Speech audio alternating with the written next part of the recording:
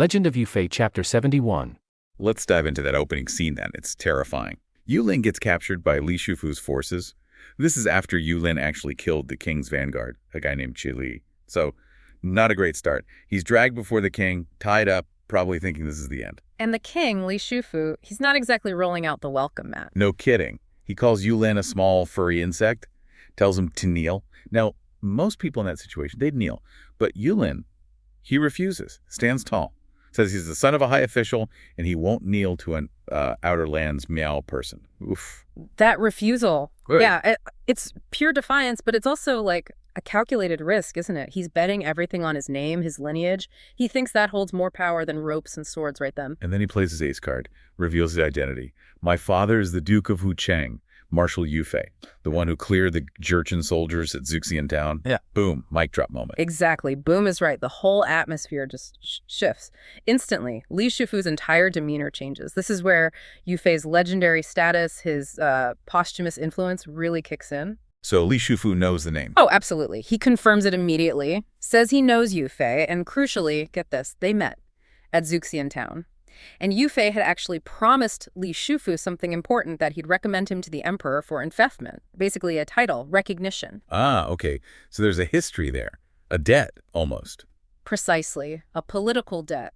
And that promise, that potential leverage, it didn't die with Yufei. It transferred, you could say, to his son. Huh. Li Shufu immediately pivots, blames the real enemy, the traitor Qinhui. He sees joining forces with Yufei's son is, frankly, way more valuable than killing him. And the reaction isn't just, okay, you can go. It's extreme. Totally extreme. Li Shufu personally unties Yulin, and then right there, on the spot, proposes that Yulin marry his only daughter and become his son-in-law. It's a complete 180. Son-in-law, okay. But there's a specific term used, right? Watsui. Yes, ruzhui. And that's critical. It's not just marrying the daughter. Ruzhui means the son-in-law moves into the bride's household. He essentially becomes part of her family, legally severing ties, in a way, with his own paternal clan. He's incorporated into the Li clan. So what's the strategic angle there? Why specifically Ruzhui? Okay, think about it. If Li Shufu just grants Yulin asylum, Yulin is basically a political refugee. That's a direct challenge to the Song court. Dangerous. But with Ruzhui, Li Shufu could argue Yulin is now legally his, like an adopted son. He's been passed on to the Li family.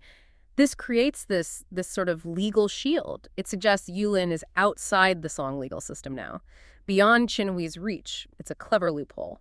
A political shield disguised as a family arrangement. Very smart. But Yulin is still thinking about revenge, right? He wants to avenge his father, his brothers. He hesitates.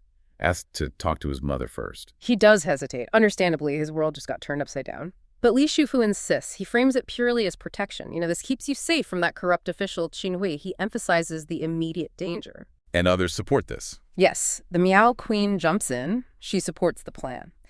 And adds another layer, apparently. Her own nephew, a guy named Heimen Long, had already sworn brotherhood with Yulin's older brother. So she sees it as destiny. Fate bringing Yulin to them after all the tragedy the Yu family faced. So Yulin is kind of stuck, but in a good way. Pretty much. He sees the strategic sense, the protection it offers. He doesn't really have other options right then.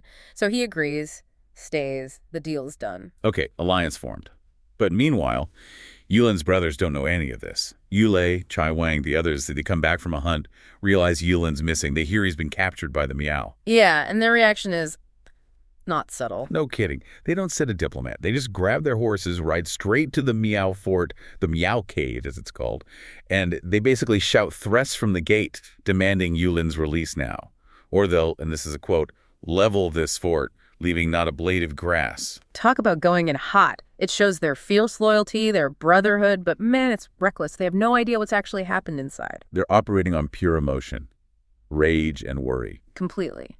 But Li Shufu, he's cool. He identifies them, recognizes the Chai King, who's an important figure among them. Instead of escalating, he invites them in. Smart move. So they go in, they're Yulin's sworn brothers, and Li Shufu. He's delighted. He's like, great, we're all family now, explains the whole son-in-law plan. How do the brothers take that news? Must have been whiplash. Huge whiplash.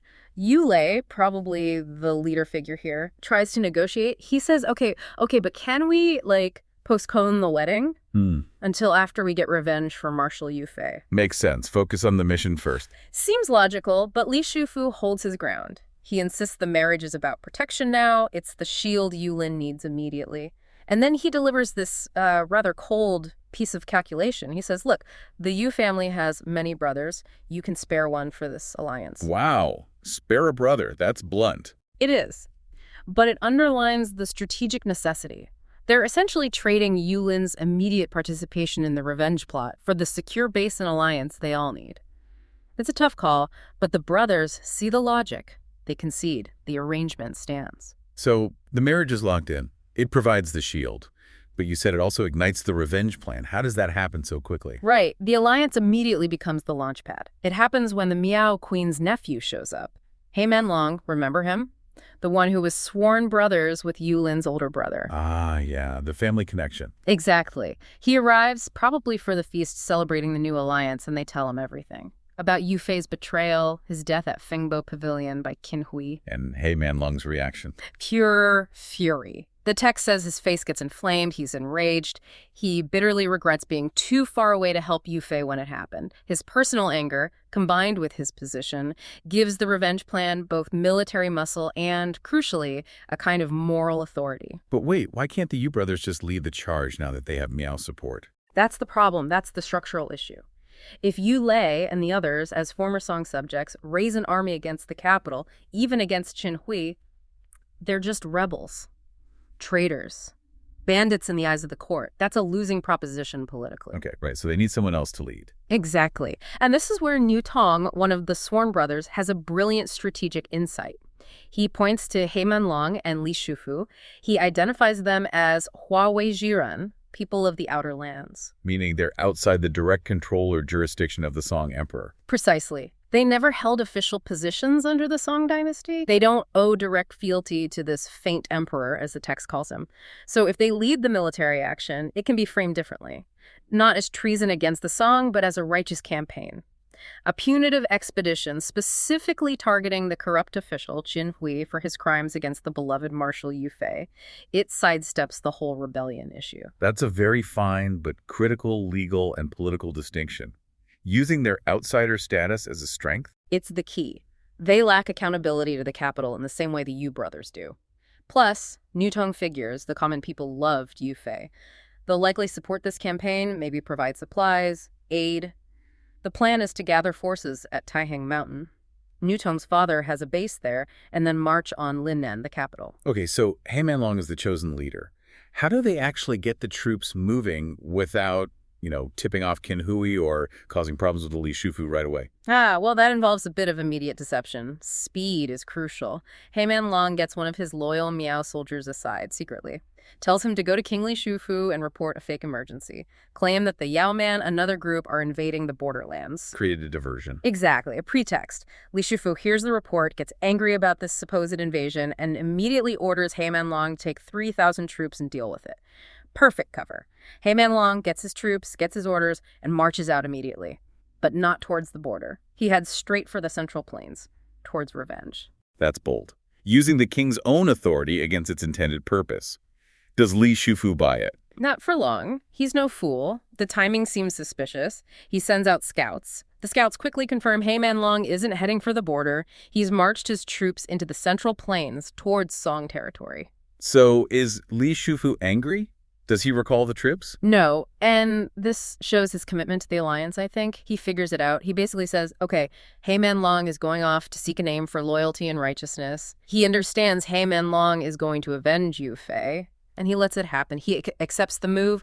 The revenge mission is underway. But he keeps Yulin close. Oh, yeah. He dismisses the other brothers, sends them back. But Yulin, the new son-in-law, stays with him. He's the collateral, the living symbol of the alliance. Makes sense. Keep the linchpin secure. Yeah. So Yulin stays, the troops march. What happens back with the family?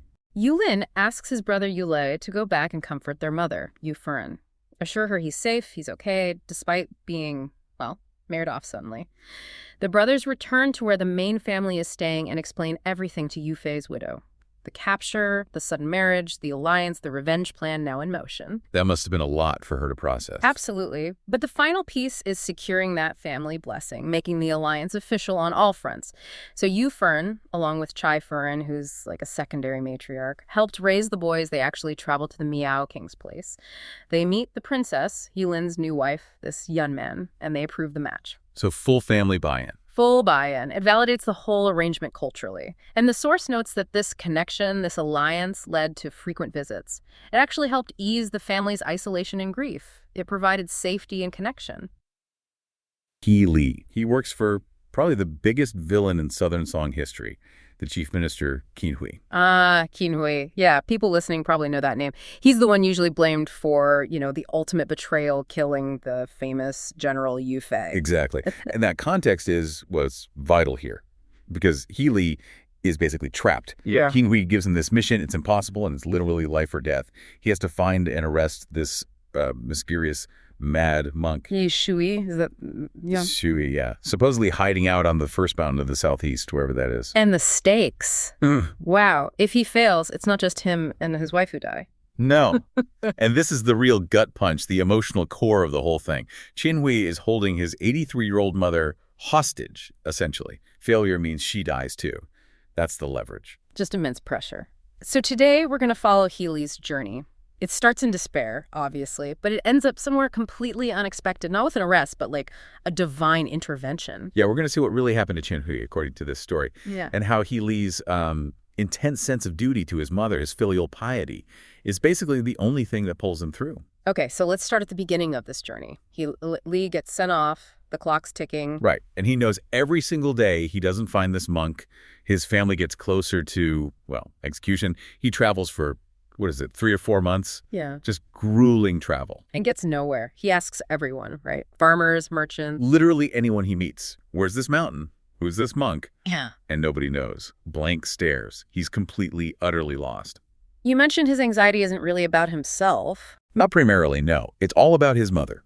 His defining trait is this Shaoxin, his filial heart.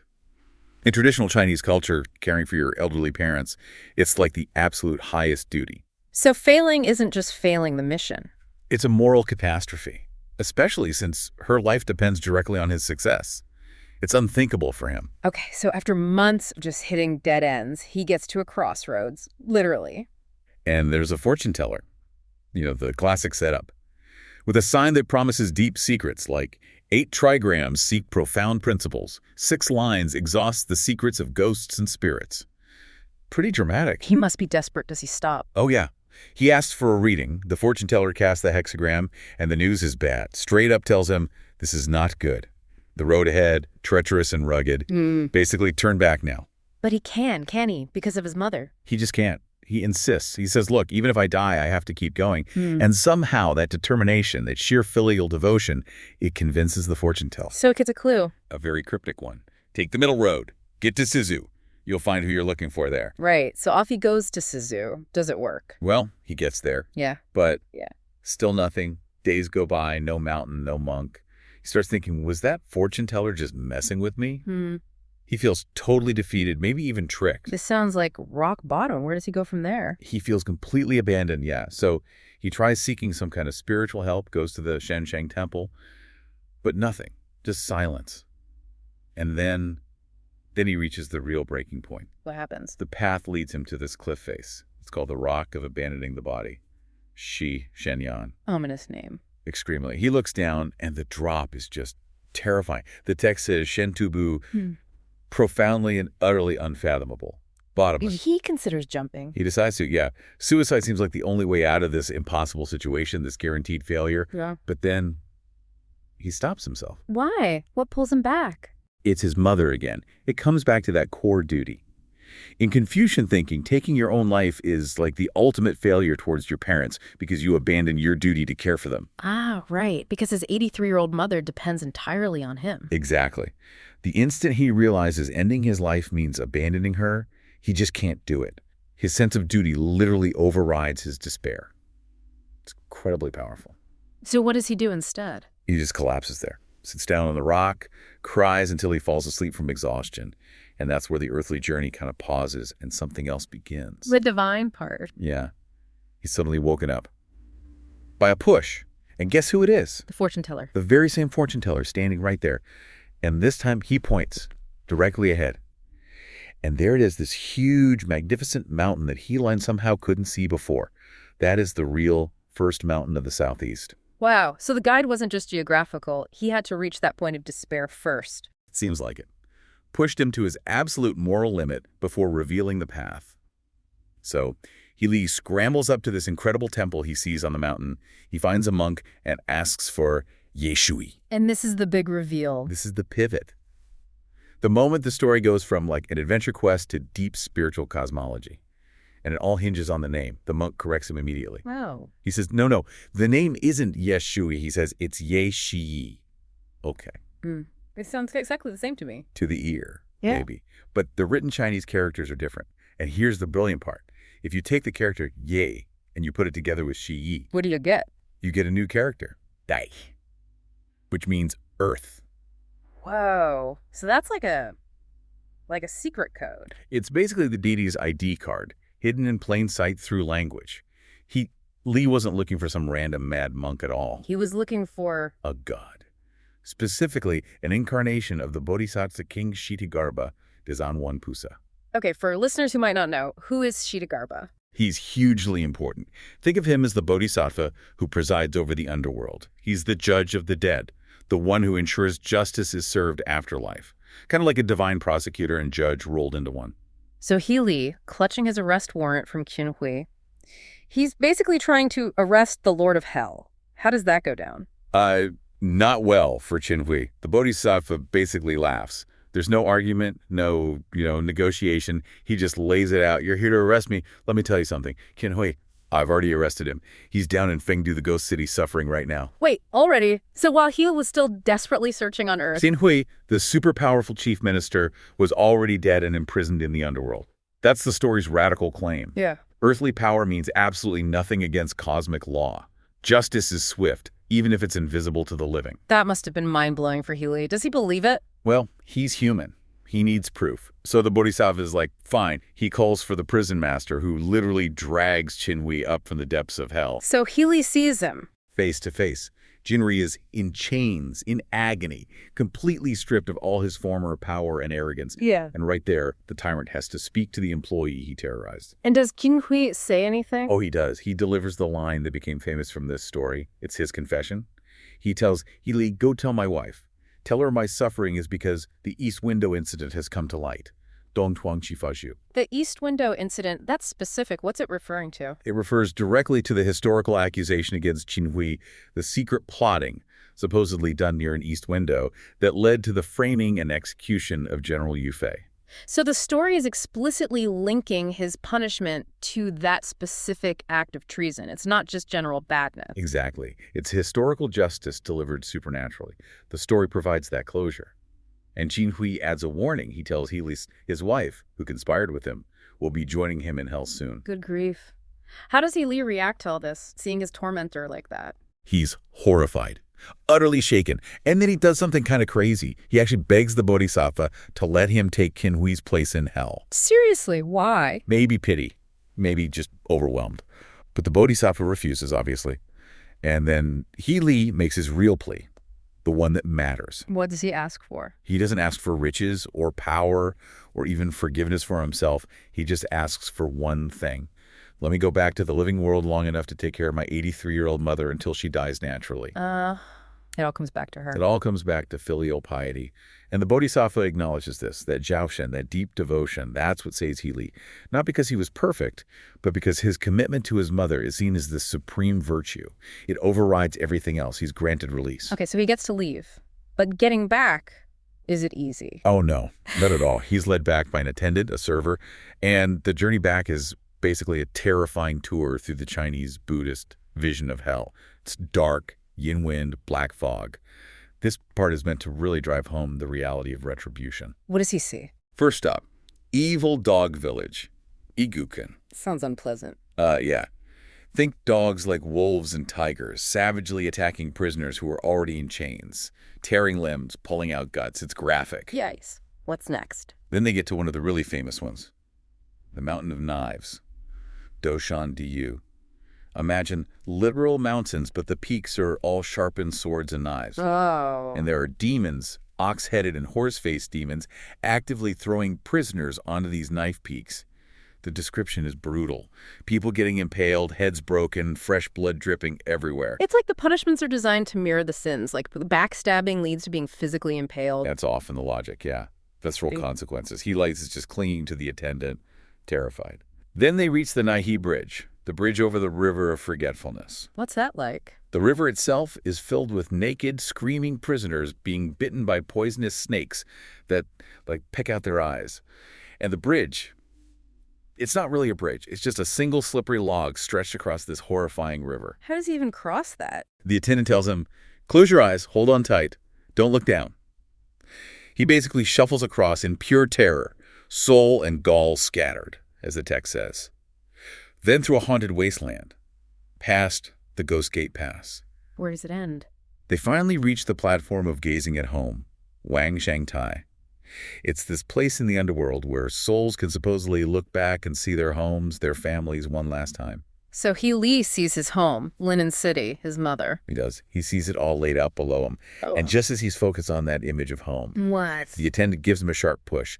Li cries out and instantly wakes up. Back on the rock of abandoning the body. Right back where he fell asleep. Cold stone beneath him. So it was all a dream. A hyper-realistic, terrifying dream. But the novel calls it Shen Dao Xin, divine guidance. It wasn't physical travel, but his soul absolutely witnessed the reality of Xin Hu's damnation. And this dream has real-world effects. Immediately, Li rushes back to the capital of Minnan to make his report about finding the monk. But when he gets there, What does he find? he finds Qin Hui is already desperately ill. Covered in painful sores, the text says Fa Bei Chen Zhong, fainting constantly, crying out. The spiritual torment has manifested physically. So the arrest in hell basically triggered his physical death throes on Earth. That's exactly how it's presented. His body's reflecting the torture his soul is undergoing. So Li kneels down to explain about the monk, but Jin Hui, weak as he is, just looks at him. And says? He says, Li, that business with the mad monk, I already know everything.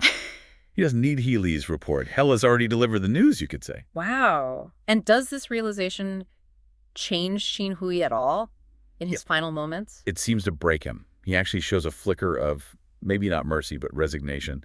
He tells Li his family is released. Go home, he says, comfort your mother and wife. The terror of divine judgment makes him drop his final act of tyranny. So Li gets his reward, in a way. What happens to him and his family?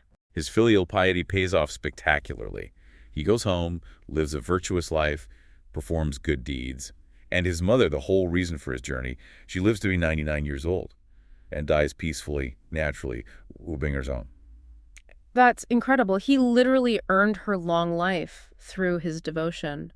What about Li himself? Well, he and his wife didn't have children, so eventually, after fulfilling their duties, they both choose to renounce the world. They become a monk and a nun, seeking their own spiritual path. A peaceful end after all that terror. And some later traditions even say Li achieved enlightenment, specifically Zuowa death while in meditation, and became known as the Choir Raincoat Taoist. He went from terrified clerk to immortal sage. It's quite the transformation. And the story ends with that poem, right? Kind of summing it all up. Yeah, that final punch. If you knew early today that vengeance would come, why struggle and toil in vain before? Basically asking Qin Hui, what was the point of all your evil schemes if this was the inevitable result?